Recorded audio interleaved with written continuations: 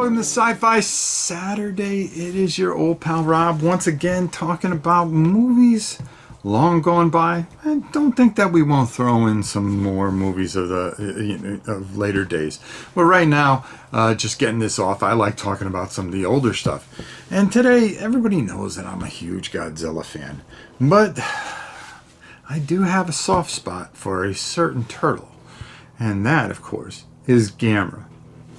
And Gamera is such a unique character. It's kind of hard not to love him with that iconic roar and all the things that he is. And why we never got a Godzilla versus Gamera, I'll never know. But honestly, a unique character. So today we're going to be taking a look at the very first film, which is the only black and white film of this entire series. And that is Gamera the Invincible. So let's take a look at some of the pictures that we have here, and I'll explain a little bit of the movie, a good part of the movie, and the iconic finish. It's a must-see, even though I don't feel that this movie is the best of the Gamera movies, but we have to start with the very first one, Gamera. Now, this movie starts off with some reporters at the North Pole on an Arctic exploration. And they're talking to some Eskimos when some unidentified, of course, not of any typical nationality, airplanes come flying by. Then we kind of switch to the Arctic control of the United States, which this really kind of takes a weird twist why the American presence is in this film, because it really doesn't add anything to the movie. And to be honest with you, the American actors are just plain bad. The guy looks like Ed Asner and talks like him, but pretty much acts like Buddy Hackett. They decide to chase down the planes, and they shoot down one of the planes, which was carrying nuclear weapons. It goes into the ice and cracks open the ice and unleashes none other than Gamera, who in turn decides to come out of the ice and attack the boat in which the reporters and scientists had come on. We then switch to them coming all the way back and saying that they had seen that this giant turtle had come out of the ice and could possibly be terrorizing Tokyo or the world as a whole. And of course, everybody's concerned over this. But then the film kind of takes a really weird type of twist, because the next time you see Gamera is where they add in the story of this small child called Kenny, who loves his turtle, and he is very isolated from other kids. His father doesn't want him to have the turtle because it distracts him from his schoolwork, and he is forced to let the turtle go. Of course, they live on the coastline. The weird part about it is that he unleashes the turtle. He kind of builds like a little rock home for the turtle and tells the turtle to stay there, and then that he goes back all depressed. And Gamera is peeking over the ledge, which is, I mean, how do you hide a 300-foot turtle? Okay, which kind of makes no sense. The boy sees it, and then, of course, the parents see Gamera, and then the boy decides to go up onto the lighthouse. Gamera comes up, accidentally hits the lighthouse, to which Kenny is hanging off and is about to fall to his death. As he slips, Gamera saves Kenny and puts him down. Now they're torn. Is he a hero or is he a menace? This in turn, we also see that Gamera is attracted to fire, and any kind of nuclear energy or anything like that he will try to absorb and eat, of course. And of course, he loves fire because that's how he sustains himself. Gamera, in turn, comes out and feeds and is destroying things. And of course, during this whole type of movie in Tokyo, Kenny ends up going there, the small child, trying to say that Gamera is not bad. He's just angry. And the film really takes a weird type of turn.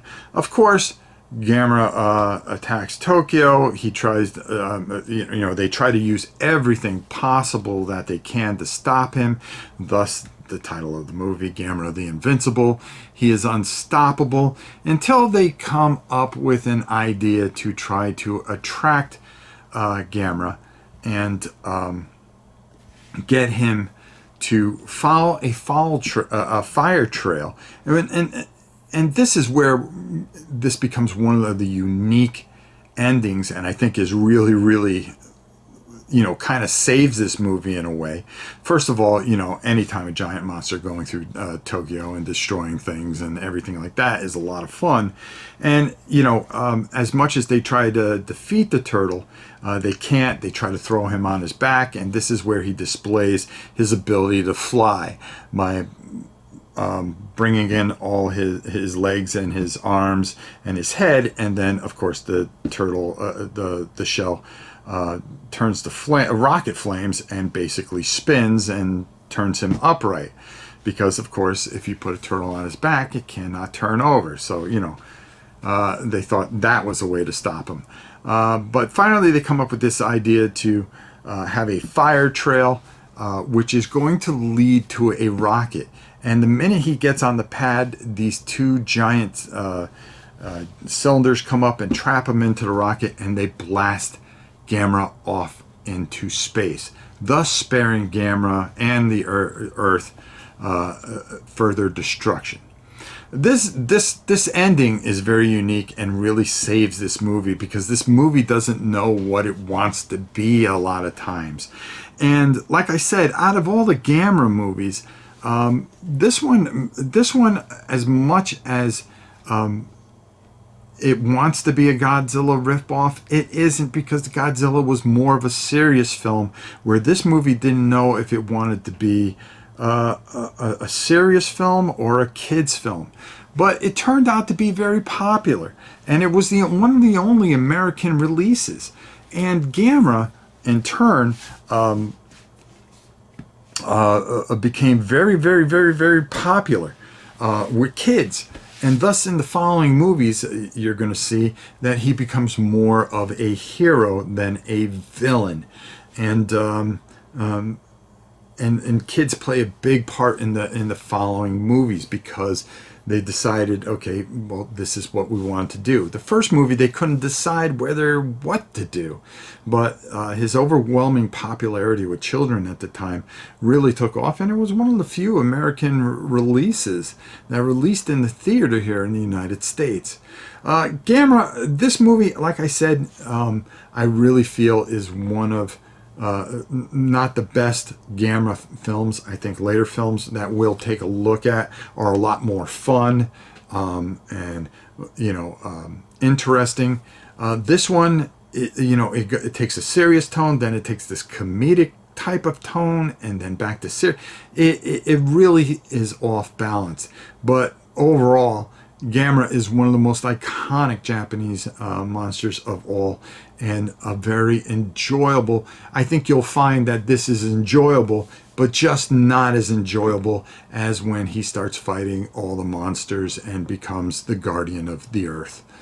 So without further ado, let's head up top and get my final thoughts on Gamera.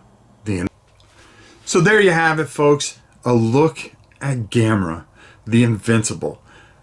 Hokey at times. It was called a Godzilla ripoff. I don't see it, more or less. A really strange type of movie, but it set up things that made Gamera iconic.